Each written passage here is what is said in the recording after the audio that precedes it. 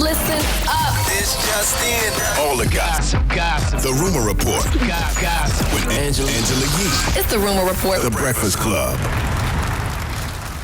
All right, DMX's family is warning people they are not strapped for cash and they are not asking for the public to chip in for funeral expenses. If you see anything online saying otherwise, it is not true. There's been a lot of rumors going around, a lot of people trying to benefit, but just so you know, nobody is raising money to help pay for everything. So if you see any of those campaigns, do not donate money. They are completely bogus. They're not connected to the family at all.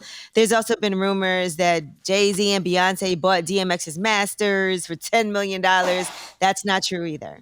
Listen, first of all, if you think Rough Riders and Swiss Beats and Def Jam not about to, all them, yeah. If you think they not about to send DMX off like the king, the god he was, y'all out of y'all damn mind. You think DMX need money for a funeral? Knock it off. No, it's what they're planning is going to be amazing. It's just going to be huge. Come on, man.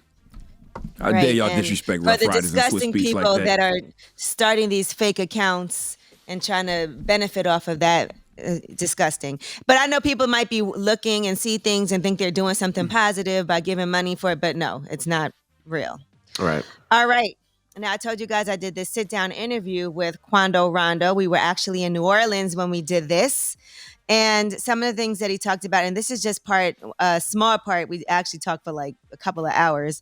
But one of the things that he talked about was, of course, the night of November 6th.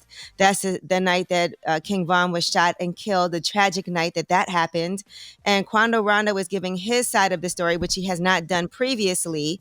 He says that he believed that he had a good relationship with Durk. You know, they had songs together.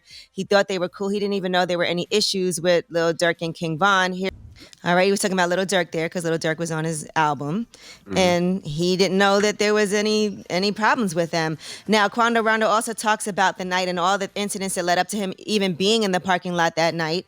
You know, he had filmed the video that day. There's a lot more behind the story of what he was doing before he got to that parking lot, but he was not trying to go out. His friends actually went in the club, and he stayed outside in the car. He wanted to just go to sleep in the car. And Lil Tim, his boy, was staying outside with him because he didn't want him to stay by himself. Now, here's what he said. And go to sleep. Right, by yourself.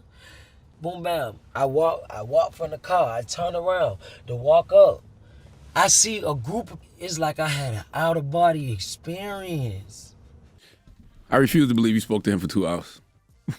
I just don't see it. No, I did. I mean, we talked about a lot of different things too, though. I don't know if you know anything about Quando Rondo. He's from Savannah, and he's had a really he's had a very challenging upbringing. Let's just say that. If you hear about how he was raised and, you know, him growing up in foster care and in and out of juvie from when he was young, and a lot of things that he's gone through.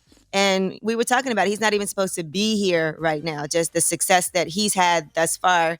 It's been a challenging time for him. And even with all of this, you know, clearly he didn't go out to the club with the intentions of anything like this happening. He wasn't even trying to be out.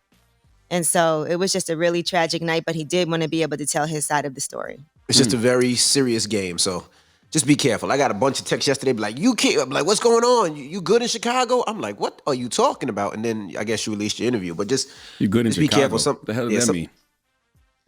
I guess because she did the interview and she was interviewing Quando, and you know it's they're from Chicago. I don't know, but just be very careful. Everybody out there, hopefully they squash that beef. You know what I mean? Because you don't want to play with them young boys. Yeah, but you can't get mad at the reporter or the journalist or the personality because they did an interview. I haven't seen the whole interview, but no. Nobody did an envy, but go ahead. What? That's what you just said. I said an interview, crazy. Anybody think about doing you? I just don't like the back and forth that's been going on. So it was my hope that he would be able to tell his side of the story, because I don't believe, you know, from what he's told me, and we spoke before the interview, and I'm good friends with his manager, Fee. That's my guy. Mm-hmm. I don't believe that he had any ill intentions at all. And I don't think that's what happened. I think it was a tragic night. It was awful what happened, and he wanted to be able to explain it from his point of view, because he was there. A lot of people are speculating, but they weren't there.